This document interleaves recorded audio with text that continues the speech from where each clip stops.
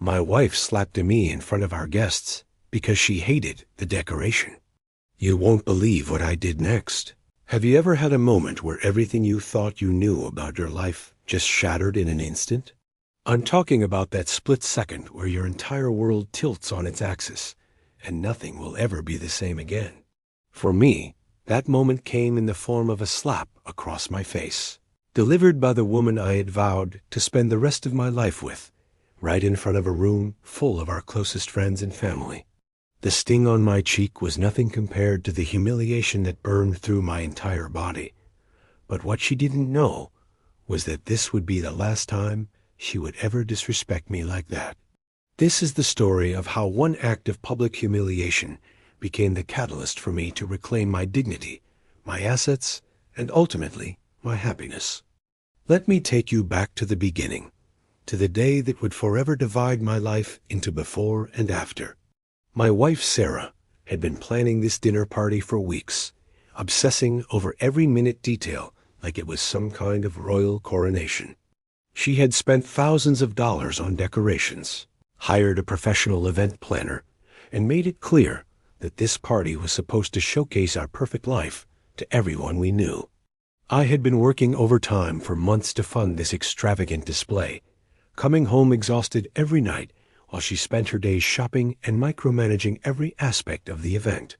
The irony wasn't lost on me that I was killing myself to pay for a party I didn't even want, but I told myself this was what marriage was about: compromise and making your partner happy. The day of the party arrived, and I have to admit, the house looked absolutely stunning. The event planner and her team had transformed our home into something out of a magazine, with elegant floral arrangements, twinkling lights, and a color scheme that Sarah had agonized over for days. I thought everything looked perfect, and I was actually feeling proud that we could pull off such an impressive event. Our guests started arriving around 7, and for the first hour or so, everything seemed to be going smoothly, with people complimenting the decorations and the atmosphere.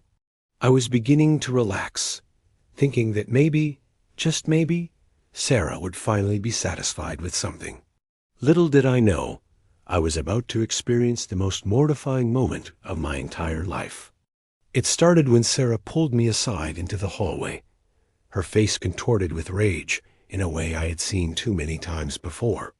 She hissed at me that the centerpiece in the dining room was 2 inches too far to the left, and that I had somehow ruined her entire vision by not supervising the placement properly.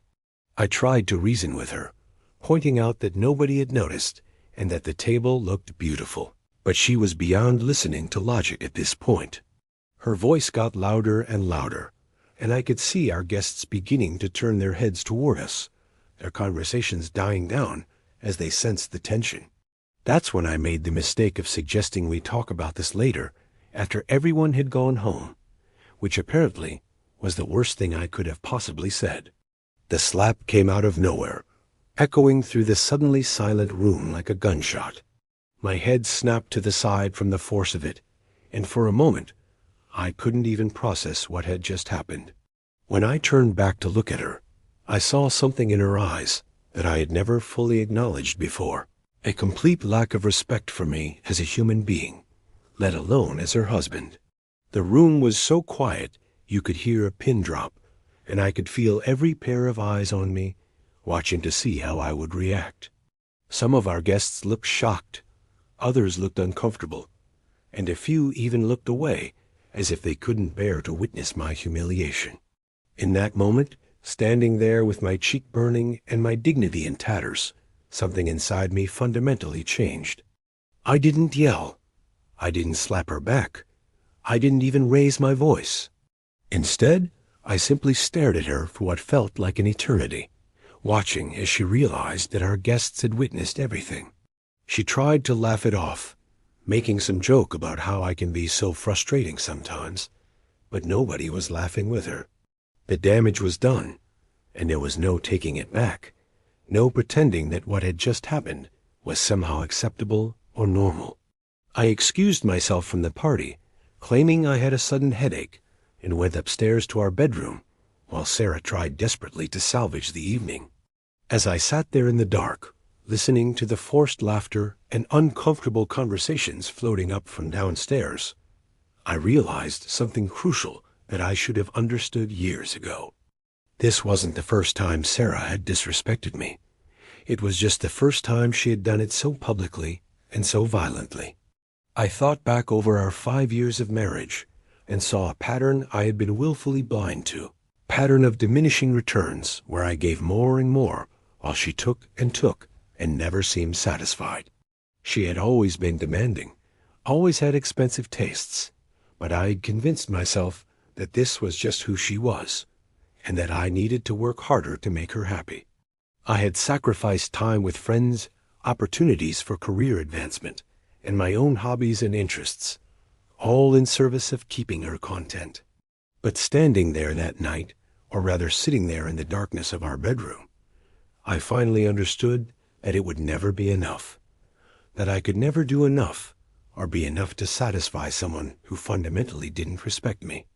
The party ended around midnight, and I heard Sarah saying goodbye to the last of our guests with forced cheerfulness.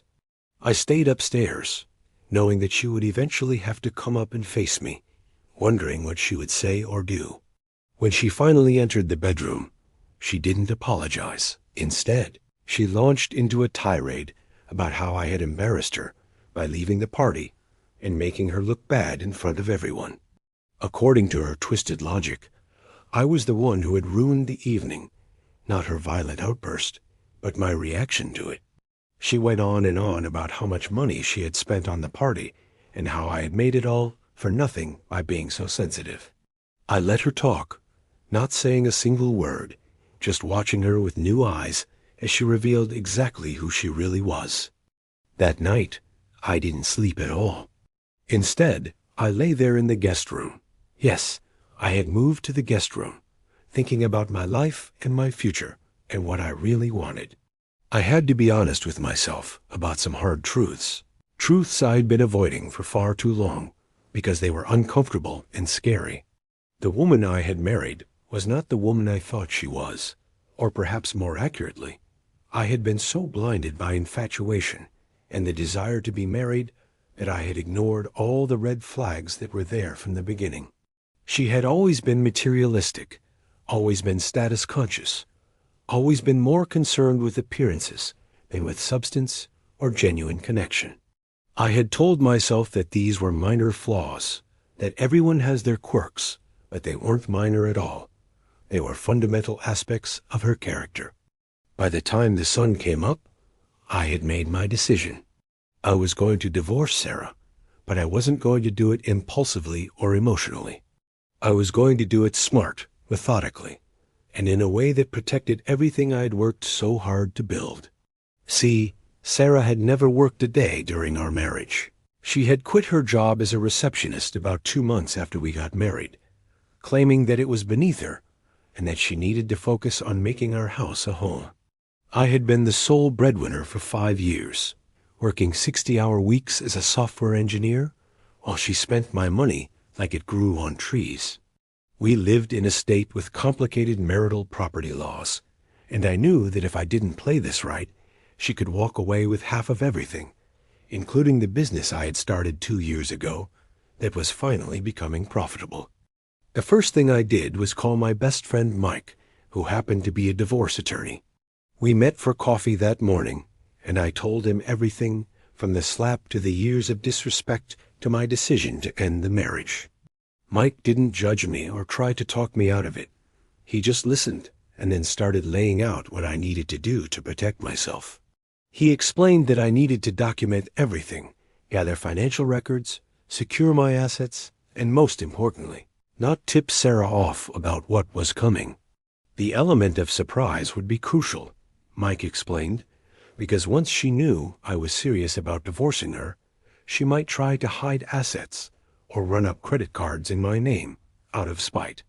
I listened carefully to every word of advice, taking notes and asking questions, feeling more empowered than I had in years. Over the next 3 weeks, I became a man on a mission. I worked with Mike to photograph and document every valuable item we owned, from furniture to jewelry to artwork. I gathered 5 years' worth of bank statements, credit card bills, and financial records, creating a comprehensive picture of our financial situation and her spending habits. I met with a forensic accountant who helped me trace every dollar that had come in and gone out during our marriage, showing clearly that I had earned it all and she had spent most of it. I also started transferring money from our joint accounts into a separate account in only my name, but I was careful to only take what was legally mine and to document every transaction. Mike assured me that as long as I could show that the money was earned during my work and that I was only securing my own assets, not trying to hide marital property, I would be fine. I also did something else that might seem cold, but was absolutely necessary. I installed security cameras throughout the house, hidden ones that Sarah didn't know about. Mike had suggested this in case she tried to claim abuse or fabricate some story to gain sympathy in the divorce proceedings. These cameras would show the truth of our daily interactions, her constant criticism, her irrational demands, and hopefully they would protect me from any false accusations. I felt a little bit like a spy in my own home, but I reminded myself that I was simply protecting myself from someone who had already shown she was willing to resort to violence. The cameras ended up being more revealing than I ever expected, capturing hours of footage of Sarah on the phone with her friends, mocking me, calling me names, and bragging about how easy it was to manipulate me. During this time, Sarah seemed to think everything was back to normal. She never apologized for slapping me. She barely even acknowledged it had happened. In her mind, I was sure my silence meant acceptance, that I was just going to sweep this under the rug like I had done with so many other things over the years. She went back to her usual routine of shopping, having long lunches with friends, and planning the next big event or vacation she wanted me to fund. I played along, going to work, coming home, and acting like everything was fine, all while systematically preparing for the day I would hand her divorce papers. It was strange living this double life, pretending to be a committed husband while simultaneously planning my escape. But I had learned from the best. After all, Sarah had been pretending to be a loving wife while actually being a manipulative user. I also made sure to take care of myself during this time. I started going to the gym again, something I had given up because Sarah complained that it took time away from her. I reconnected with old friends that I had lost touch with because Sarah didn't like them or found them boring.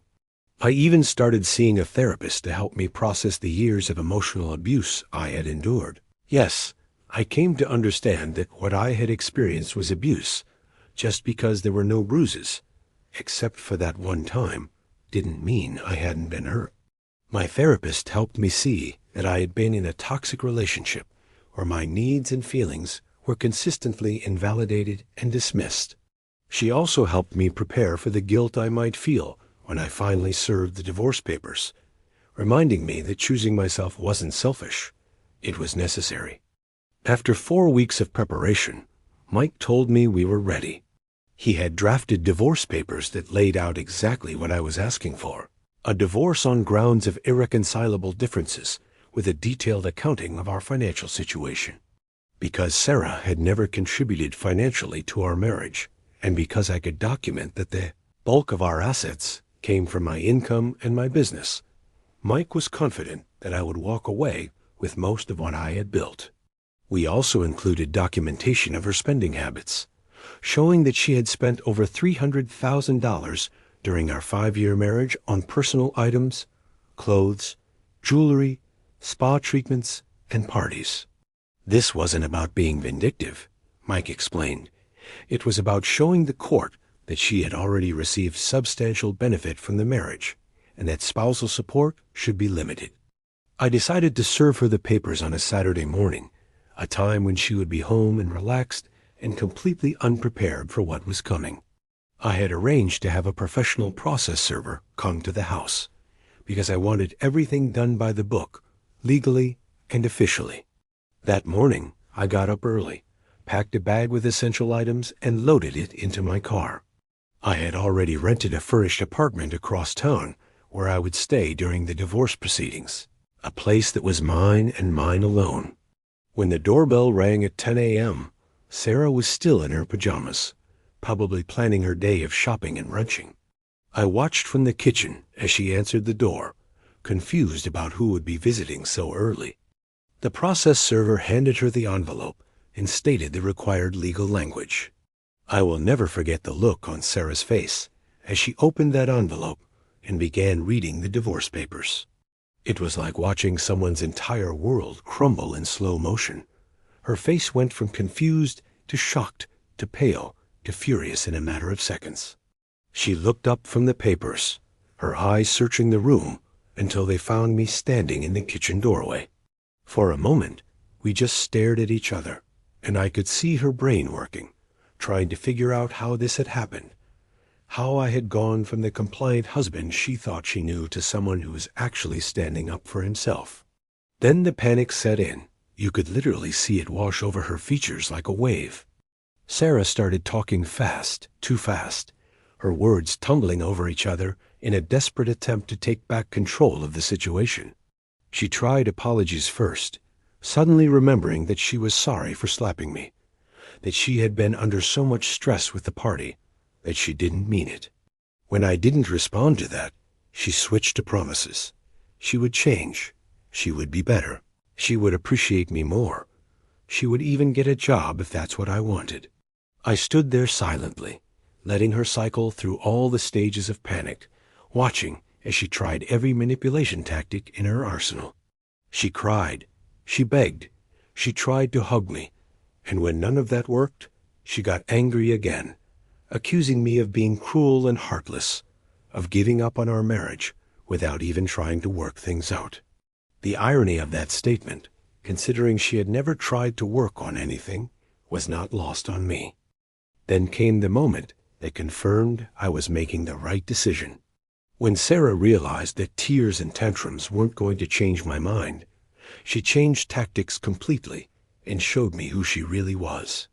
She actually said, and I quote, "Do you know how much I've sacrificed being married to you? I could have married someone much richer, someone more successful, but I chose you, and this is how you repay me." In her mind, she had been doing me a favor by being my wife. She was the prize, the trophy that I should be grateful to have. She had no concept of marriage as a partnership, no understanding that love is supposed to be about mutual respect and support. To her, I was simply a means to an end, a wallet with a heartbeat, and she was genuinely shocked that I was rejecting this arrangement.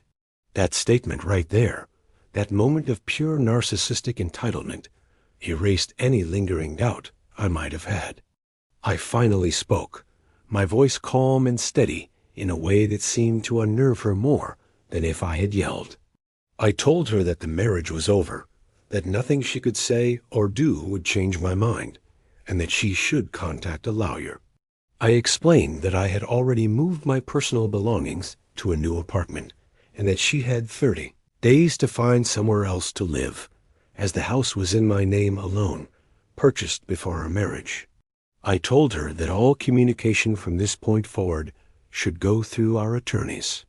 Then I picked up my keys, walked out the door, and drove away, leaving her standing there in shock, still holding those divorce papers.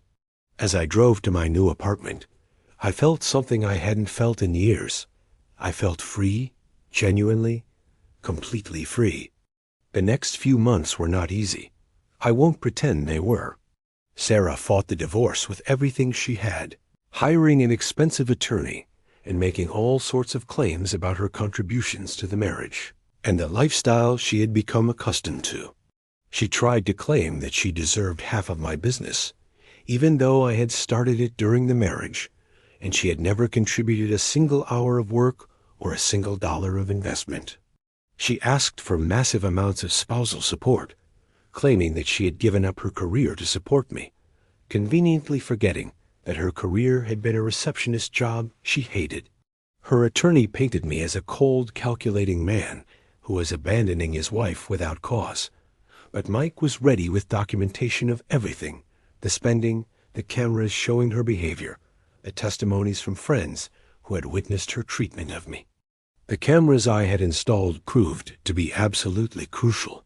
When Sarah's attorney tried to paint her as a devoted wife who had sacrificed everything, we presented footage showing her daily reality, shopping trips, long lunches, hours on the phone, gossiping about me with friends. We showed clips of her throwing things at me, calling me names, and belittling me in my own home. We showed the court who she really was, not the victim she was trying to portray, but an abusive spouse who had been living off my income while contributing nothing and treating me with contempt. The judge, a no-nonsense woman in her 60s who had clearly seen this kind of case before, was not impressed with Sarah's performance. I could see her expression growing more skeptical with each of Sarah's claims, especially when confronted with video evidence that contradicted her testimony. A final hearing came about 6 months after I had served those papers. By this point, Sarah had moved in with her parents and was working part-time at a boutique, probably the first real work she had done in years. She showed up to court dressed conservatively, trying to look like the wronged wife, but her act wasn't fooling anyone anymore. Mike presented our case methodically, showing my income, my expenses, Sarah's spending, and the complete lack of contribution on her part. We showed that I had already effectively paid her through 5 years of funding her lifestyle, to the tune of hundreds of thousands of dollars. We asked for a clean break, no spousal support, a 60-40 split of the few assets we had accumulated together, with me getting the larger share due to my contributions, and full ownership of my business. Sarah's attorney tried to argue, but it was clear they didn't have much to work with. The judge took about 20 minutes to review everything and then delivered her ruling. She granted the divorce, awarded me my business and all business assets, gave me the house since it was in my name alone, split the other marital assets 60-40 in my favor, and here's the best part, awarded Sarah exactly 12 months of minimal spousal support, just enough for her to get on her feet and find full employment.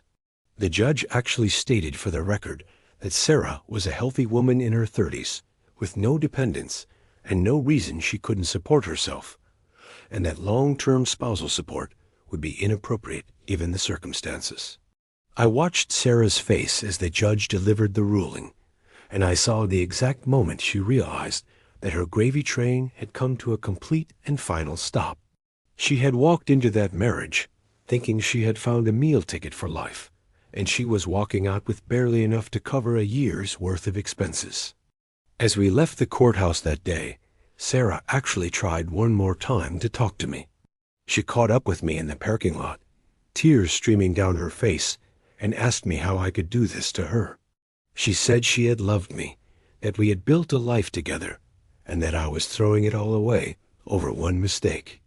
I looked at her, really looked at her, and I realized that she actually believed what she was saying, that in her mind, the slap was just one mistake, one tiny error in an otherwise perfect marriage. She couldn't see or wouldn't see the years of disrespect, the constant belittling, the financial exploitation, the emotional abuse. She had rewritten history in her mind to make herself the victim and me the villain. I didn't argue with her. I didn't try to make her understand, because I finally accepted that she would never see it from any perspective but her own. I simply said that I wished her well and walked away, this time for good. The year following my divorce was one of the best years of my life. I threw myself into my business, which flourished without the constant drain of funding Sarah's lifestyle. I was able to invest in growth, hire good people, and actually enjoy the fruits of my labor for the first time in years. I reconnected with family members I had drifted away from during my marriage, people who told me they had been worried about me but didn't know how to say anything. My parents admitted they had never really liked Sarah, that they had seen how she treated me, but had kept quiet because they didn't want to interfere.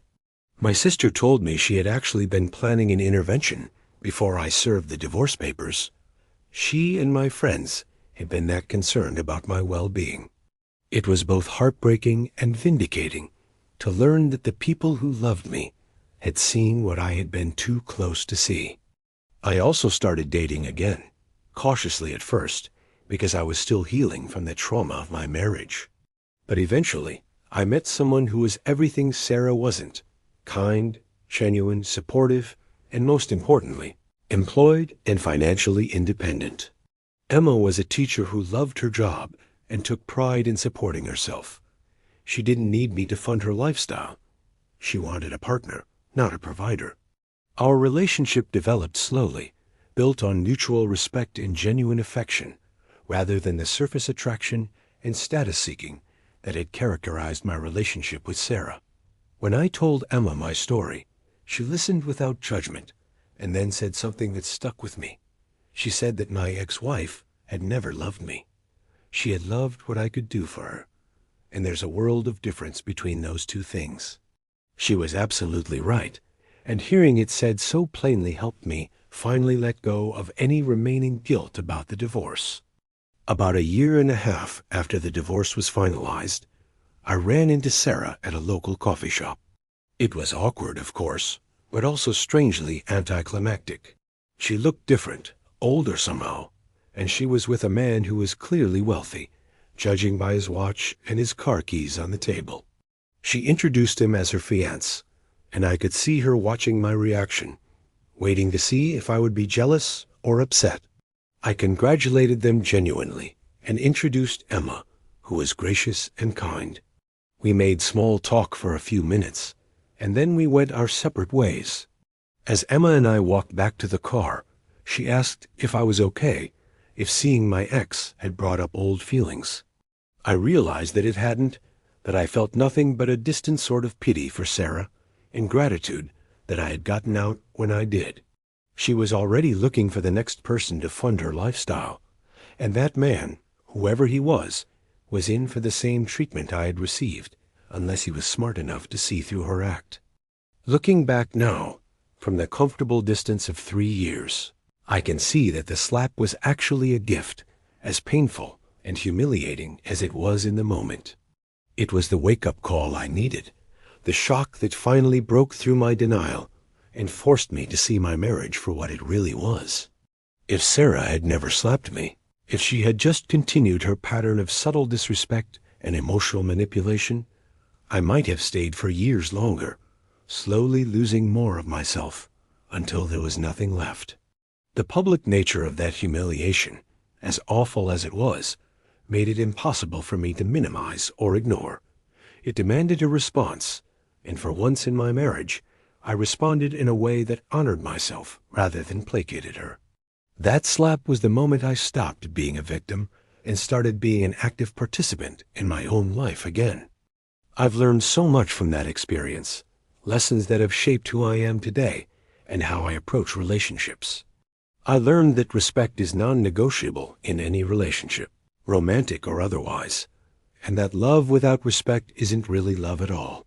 I learned that financial independence is important, but so is requiring your partner to have their own identity and purpose beyond spending your money. I learned that the warning signs are usually there from the beginning, but we often ignore them because we want so badly to believe in the fairy tale. I learned that leaving a bad situation isn't giving up or failing. It's actually the bravest and most self-loving thing you can do. And perhaps most importantly, I learned that I am worthy of being treated with dignity and kindness, and that I should never settle for anything less. These days, I'm happier than I've ever been. Emma and I got married last year in a small ceremony with just close friends and family. No elaborate decorations or expensive parties, just two people who genuinely love and respect each other making a commitment. We're partners in every sense of the word. We both work, we both contribute, we both have our own interests and identities, and we both treat each other with kindness even when we disagree. My business is thriving. I have strong relationships with my friends and family, and I wake up every morning grateful for the life I've built. Sometimes I think about what my life would look like if I had stayed, if I had accepted that slap and the disrespect it represented as just the price of being married. The thought honestly makes me shudder because I know I would have been miserable, trapped in a gilded cage of my own making, working myself to death to fund someone else's superficial dreams. The slap that Sarah gave me that night was supposed to put me in my place, to remind me that she was in charge and that I existed to serve her needs. Instead, it freed me. It woke me up from the nightmare I had been living and gave me the courage to take back my life. When I handed her those divorce papers, the shock on her face told me everything I needed to know. She had truly believed that I would never stand up for myself, that I would always be there to fund her lifestyle, no matter how badly she treated me. She had mistaken my kindness for weakness, my patience for stupidity, and my love for blind devotion. She learned too late that even the most patient person has a breaking point, and that actions have consequences. I don't hate Sarah. I don't wish her ill. I simply don't think about her much anymore. She's a chapter in my past, not a character in my present. If you're listening to this, and you see yourself in my story, if you're in a relationship where you're constantly disrespected, where your needs don't matter, where you're valued only for what you can provide, please know that you deserve better. You deserve to be treated with dignity and respect. You deserve a partner who values you for who you are, not what you can do for them. Leaving isn't easy. I won't lie to you about that, but staying in a situation that diminishes you is so much harder in the long run. That slap across my face was the most painful and most freeing thing that ever happened to me, because it forced me to finally see the truth and act on it. I got my assets, I got my dignity, and most importantly, I got myself back. And let me tell you, that is worth more than any material possession, any social status, or any toxic relationship could ever be. So that's my story, the story of how one moment of public humiliation became the catalyst for the best decision I ever made.